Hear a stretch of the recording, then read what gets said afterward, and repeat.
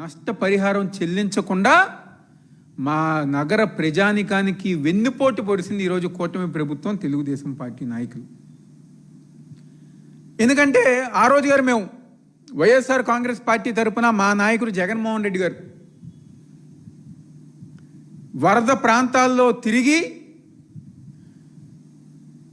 ప్రభుత్వానికి సంబంధం లేకుండా ఎవరైతే నష్టపోయారో, ఎవరైతే బాధితులు ఉన్నారో, ఎవరైతే ఇబ్బంది పడుతున్నారో వాళ్ళందరి ద్వారా మా పార్టీ తరఫున మేము ₹1 నిత్యావసర సరుకులు వస్తువులు పంపిణీ చేసాం.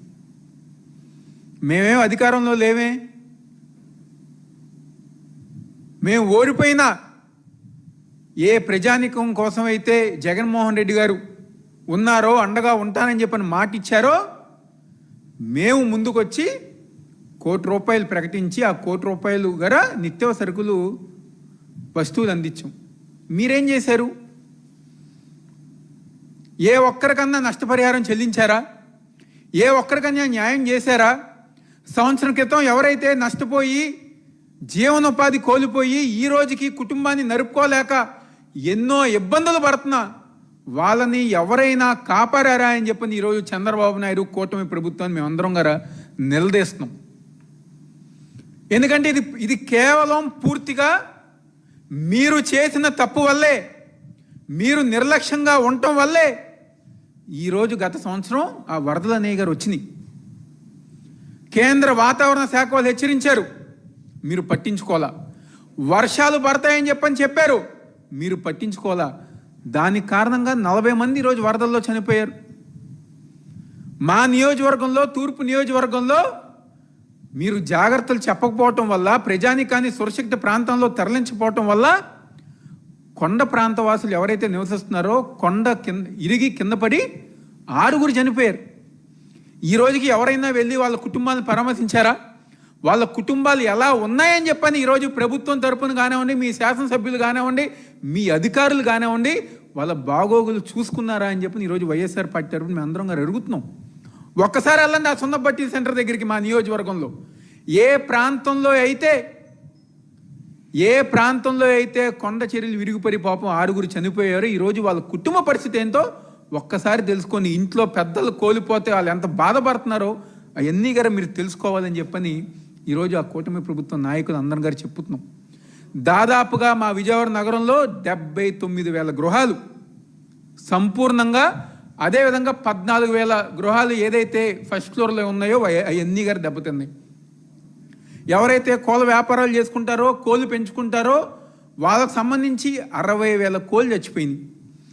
అదేవిధంగా 222 పశువులు, ఆవులు కానివ్వండి, మేకలు కానివ్వండి, ఇలా ఎవరైతే జీవనోపాధి వాటి మీద బతుకుతున్నారో 222 పశువులు చనిపోవటం జరిగింది.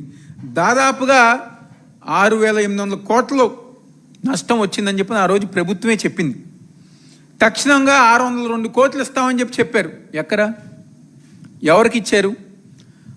అదేవిధంగా నష్టపరిహారం చెల్లింపే దాంట్లో అంటే చంద్రబాబు నాయుడు ప్రభుత్వం ఏ విధంగా మాయ చేసి మోసం చేస్తానికి ఉదాహరణ,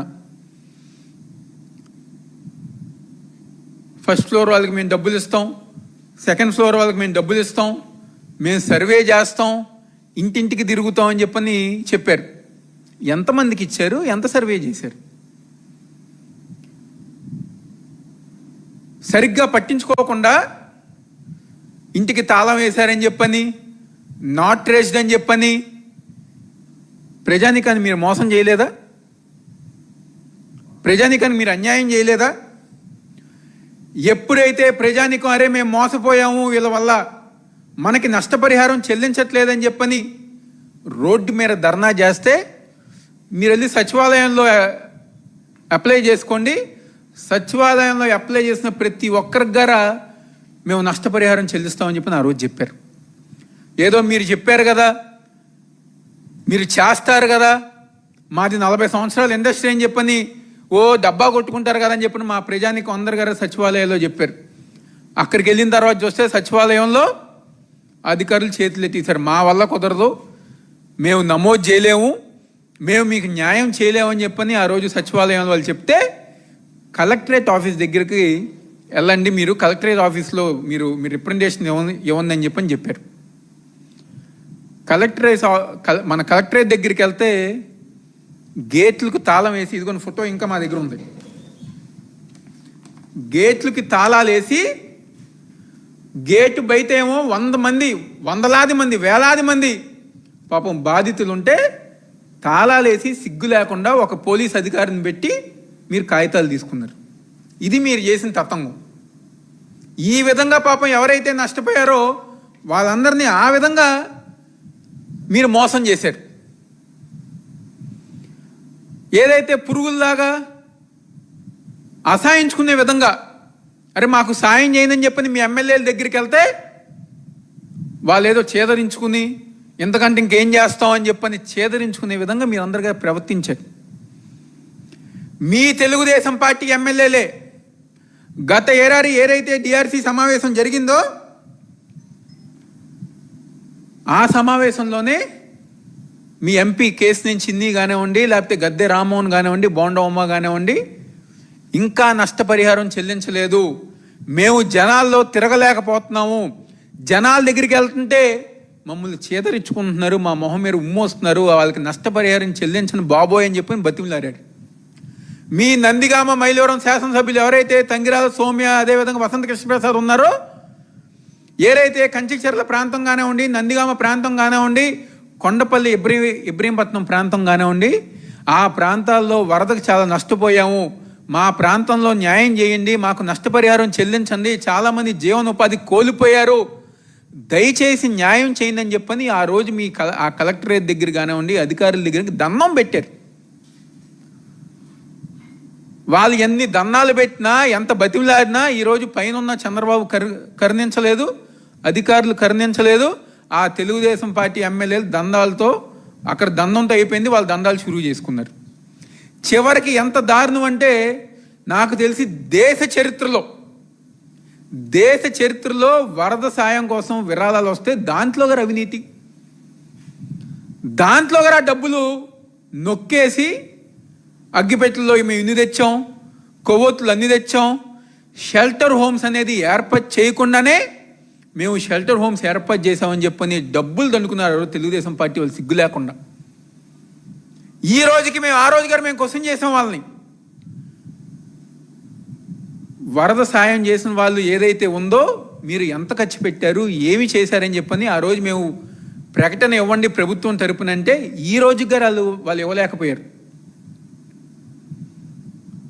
వరద సాయంలో గారు సిగ్గు లేకుండా అవినీతి చేసిన ప్రభుత్వం ఉంటుంది ఈరోజు కూటమి ప్రభుత్వం, చంద్రబాబు నాయుడు ప్రభుత్వమే. అదేవిధంగా మీ అందరి గారు గుర్తే ఉంటుంది, మన ఇరిగేషన్ శాఖ మంత్రి గారు రామానాయుడు గారు, నేను రాత్రి అక్కడే కూర్చుంటా, పొద్దున్న బ్రష్ అక్కడే చేసుకుంటా, స్నానం గారే నేను అక్కడే పూర్తి చేసుకుంటా, ఆపరేషన్ బుర్రమేర పూర్తయ్యే వరకు నేను ఇక్కడే కూర్చుంటా అని చెప్పిన ఆ రోజు ఎన్ని నాటకాలు, ఎన్ని మాటలు, ఎన్ని ప్రకటనలు చేసిన వాళ్ళు ఈరోజు ఆపరేషన్ బుర్రమేర మీరు సక్సెస్ చేశారా, పూర్తి చేశారా అని చెప్పి ఈరోజు వైఎస్ఆర్ కాంగ్రెస్ పార్టీ తరపు మేము అందరం డిమాండ్ చేస్తున్నాం. ఏం చేశారు? ఇంకా మొదలుపెట్టిన పనులు ఎలా అయితే మొదలు పెట్టారో అదే విధంగా ఇంకా అలాగే ఉంది. మొన్న వర్షం పడి ఏదో నీళ్లు రాగానే, అంటే ఈరోజు ఆ ప్రాంత ప్రజానికం ఒక మనోభావాలు, వర్షం పడి అధికారులు కనుక జాగ్రత్తగా ఉన్నదంటే ఈరోజు వాళ్ళకి నిద్రలేని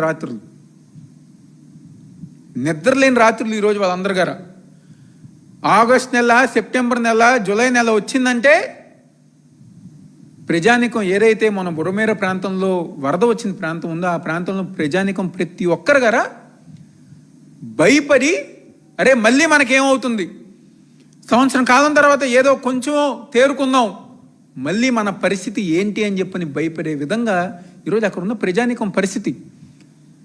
ధైర్యం చెప్పేవాళ్ళు లేరు, లేకపోతే శాశ్వత పరిష్కారం చూపించేవాళ్ళు లేకుండా ఈరోజు కూటమి ప్రభుత్వం నాటకాలు వేస్తాను. మా డిమాండ్ ఒకటే, వైఎస్ఆర్ కాంగ్రెస్ పార్టీ తరపున ఏదైతే ఆపరేషన్ బుర్రమేర పూర్తి చేయాలి, వెంటనే ఆ ప్రాంత ప్రజానికానికి నష్టపరిహారం ఇంకా చెల్లించలేదో వాళ్ళకు పూర్తిగా నష్టపరిహారం చెల్లించాలి.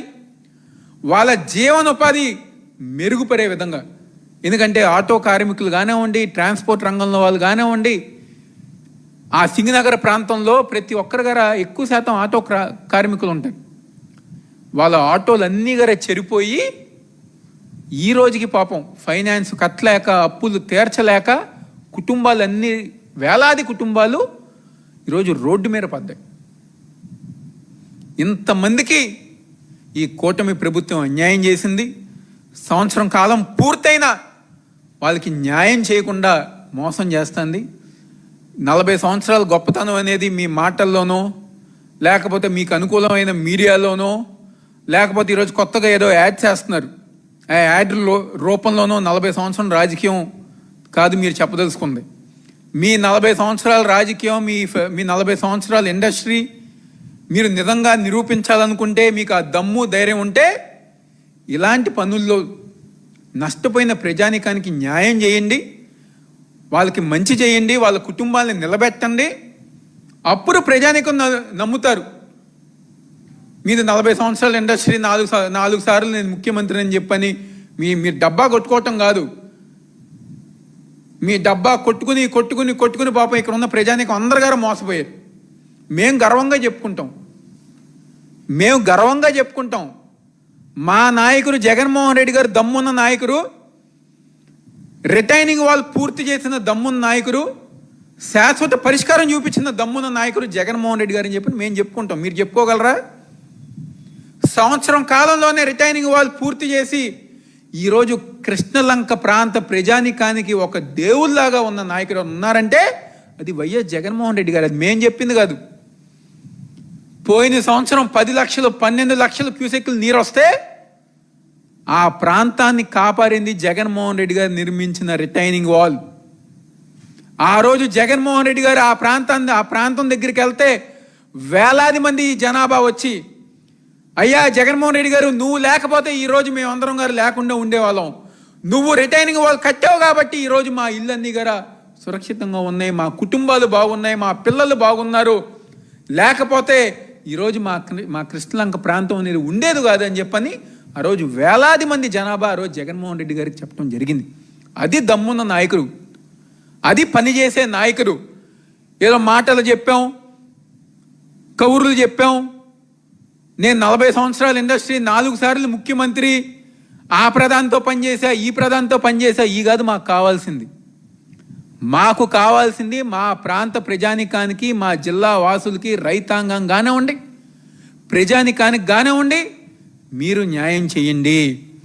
సంవత్సరం కాలం పూర్తయినా మీరు న్యాయం చేయకపోవటం సిగ్గులేని తనం అని చెప్పని ఈరోజు కూటమి ప్రభుత్వం, చంద్రబాబు నాయుడు, పవన్ కళ్యాణ్, వాళ్ళ మంత్రులకి, ప్రతి ఒక్కరికి గారా ఆ శాసనసభ్యులకు చెప్తూ మా డిమాండ్ ఒకటే, నష్టపరిహారం రావాల్సిన నష్టపరిహారం చెల్లించండి.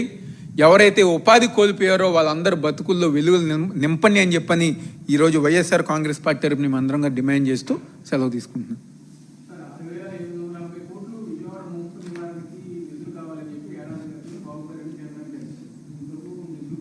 ఒక్క రూపాయి గారు రాలా. నేను అదే చెప్తున్నాం కదా, మాకు ఆ ప్రధాని తెలుసు, ఈ ప్రధాని తెలుసు, మేము లేకపోతే ఈరోజు కేంద్ర ప్రభుత్వం లేదు అని చెప్పిన చంద్రబాబు నాయుడు ఈరోజు ఒక్క రూపాయి